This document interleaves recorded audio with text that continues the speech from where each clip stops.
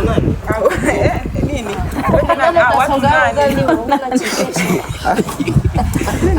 Nimekuwa na somo zuri sana ambalo lilikuwa linasema namna ya kutunza tabia ya kiungu ndani yako au ndani yako.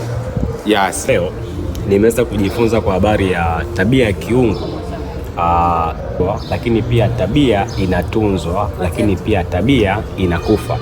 Kwa hiyo nimejifunza kuna vitu kadhaa ambavyo vinahitajika niwe navyo ili niweze kutunza hii tabia ya kiungu ndani yangu.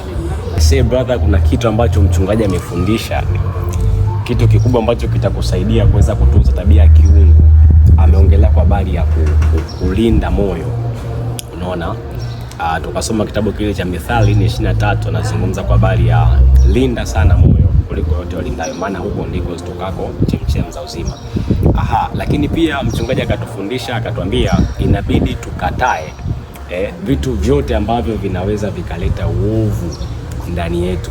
Tukasoma kitabu cha Wakorintho ambacho kinasema kwamba inabidi tujiepushe kwamba mazungumzo mabaya huharibu tabia njema. Kwa hiyo ili uweze kutunza tabia ya kiungu ndani yako inabidi ulinde moyo wako, sawa?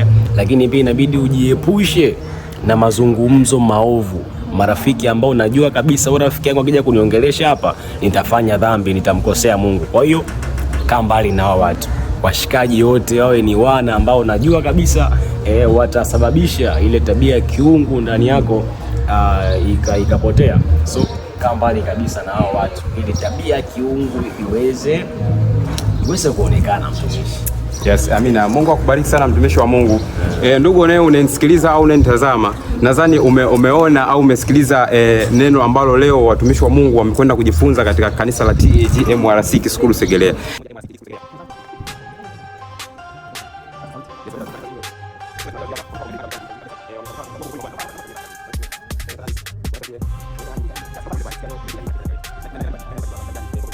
Umetoka nacho siku ya leo kwenye ibada ya leo?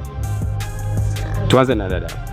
Bwana Yesu asifiwe. Amen. Leo nimejifunza kuhusu kuulinda ule uungu ambao uko ndani yangu, na tumeona kuwa kuna mambo mbalimbali ambayo yanaweza yakaondoa ule uungu ulioko ndani yetu. Kwa mfano, ulimi, maneno mabaya, mazungumzo yale ambayo yampendezi Mungu anaweza kuondoa ule uongo. Pia tukaona kuwa kuna mafanikio.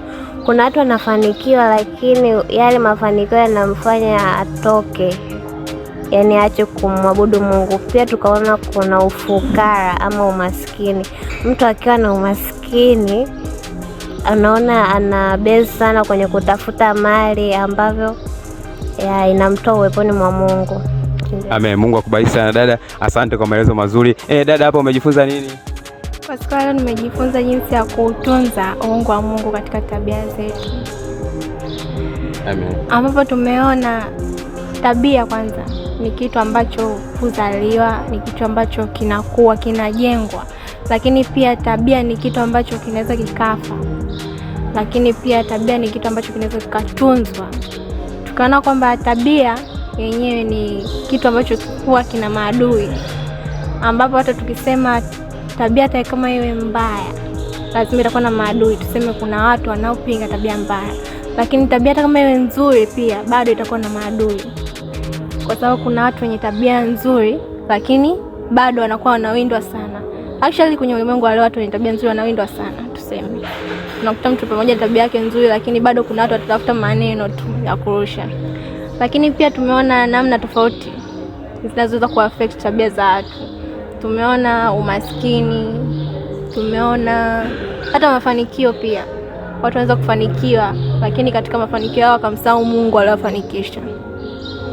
Tunaona yapo mambo mengi pia. Watu wanatuzunguka hivi na hivi. Lakini pia kuna namna nyingi za kulinda tabia zetu wenyewe. Moja hapo tuseme ni neno la Mungu wenyewe. Tunasemaga moyoni mwetu tumeweka neno la Mungu ili tusije tukamtenda Mungu dhambi. Kwa hivyo kwa kutumia neno la Mungu mwenyewe tunaweza tukalinda tabia zetu kwa namna moja ama nyingine.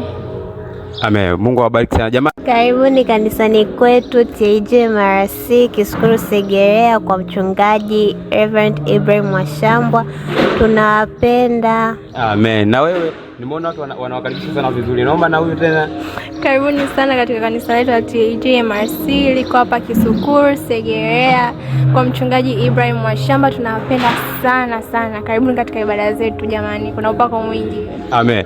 Mmekaribishwa kwenye ibada, mmekaribishwa kanisani jamani. Bwana Yesu asifiwe sana. Naomba niongee na mtu wa mwisho.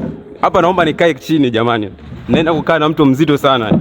Naomba na yeye aseme neno moja, aseme neno kwa ajili ya ibada ya siku ya leo, lakini pia awakaribishe watu kwenye ibada na awakaribishe watu kanisani kwetu. Bwana Yesu asifiwe sana. Bwana asifiwe dada. Amina. Unaitwa nani? Naitwa Irene. Irene. Siku ya leo umejifunza nini dada yangu? Siku ya leo kwanza tumejifunza jinsi ya kuitunza tabia zetu, tabia ya uungu iliyopo ndani yetu. Katika hivyo tukajifunza maana ya tabia, tukajua tabia ni namna ambayo mtu anakuwa nayo, kwamba hii inazaliwa, inakuwa, inakuzwa, pia inaweza ikaharibika na kupelekea tabia hiyo kufa. Tukajifunza namna mbalimbali ambazo zinaweza kusababisha tabia ya mtu ikabadilika na ikawa tabia mbaya na kupoteza hiyo uungu wake, ambako tukajifunza adui wa kwanza ni miili yetu wenyewe. Pia adui mwingine ni ulimi, ambao kuna mazungumzo mabaya yanayopelekea nini? Yanayopelekea tabia zetu kuharibika. Pia tukaona adui mwingine pia ni jamii inayotuzunguka, nayo ni adui ambao wanapelekea tabia za watu mbalimbali kuharibika. Lakini tukajifunza pia namna ya kuweza kuzitunza hizo tabia zisizo kuharibika. Namna ya kwanza tukajifunza kwamba ni namna ya kufukuza, kwamba wanapokuja marafiki wabaya ambao wanaweza kupelekea tabia yako kuharibika, usiogope kuwafukuza ili uweze kutunza tabia ya uungu iliyokuwa ndani yako. Namna ya pili tukajifunza kwamba namna ya pili ya kuweza kutunza tabia zetu ni pia kwa kukaa katika neno la Mungu na katika uwepo wa Mungu. Amina. Amen. Mungu awabariki sana jamani. Nadhani mmemsikia dada yetu dada Irene na anatufungia kipindi chetu siku ya leo. Naomba nikwambie jambo moja. Tumejifunza namna ya kutunza nini? Ule uungu ndani yetu. Hebu tunza uungu, yani ule uungu, ile tabia ya kiungu ile ambayo iko ndani yako wewe. Yani Mungu alipomuumba mwanadamu kuna tabia yake fulani, kuna neema fulani, kuna nguvu ya kiungu aliweka ndani yako. So nikusii ndugu yangu, jirani yangu, kaka yangu, dada yangu, tunza hicho ambacho Mungu ameweka ndani yako.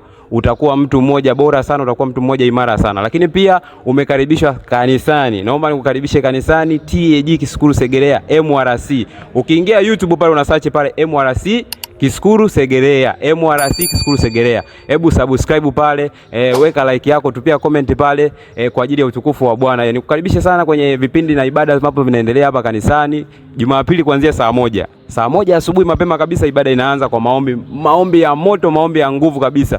Kuanzia kwenye maombi unaanza kumuona Mungu. Bwana Yesu asifiwe sana. Lakini pia mpaka pale majira saa 6 saa 7 utakuwa ibada yetu imeisha. Unakwenda nyumbani, unakwenda kupumzika ukiwa unaendelea kumtafakari Mungu, unaendelea kutafakari uwepo wa Bwana. Lakini pia Jumatatu ni siku ya vijana. Saa 12 jioni pale. Ukija utakuta vijana mahali hapa. Jumanne tunapumzika kidogo. Jumatano ni mafundisho ya Biblia kuanzia saa 10 mpaka saa 12. Lakini Alhamisi siku ya wamama na Ijumaa siku ya maombi kuanzia saa 10 mpaka saa 12. Karibuni sana. Jumamosi tunawachia watu wa muziki, tunawachia watu wa praise, wanaendelea na mazoezi. Karibuni sana MRC Kisukuru Segerea. Mungu awabariki sana. Asanteni.